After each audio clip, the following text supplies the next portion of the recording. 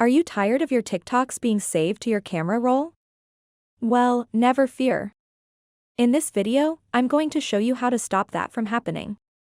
Whether you don't want your videos to appear in your camera roll or just don't want them to take up space on your phone, I will walk you through how to fix the problem in just a few simple steps. So make sure to watch this video until the very end to learn how to keep your videos just the way you want them.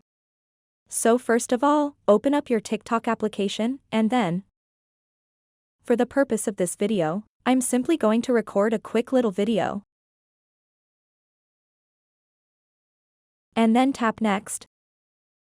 And then scroll down a little bit and, as you can see, it says save to device and it is toggled on. So if you don't want TikToks to be saved onto your camera roll, simply toggle this off.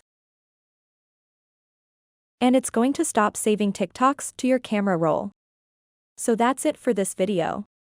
If you have any questions, please let me know in the comments section below, and if this video helped you out, please give it a big thumbs up and subscribe to this channel for more tutorial videos like this one.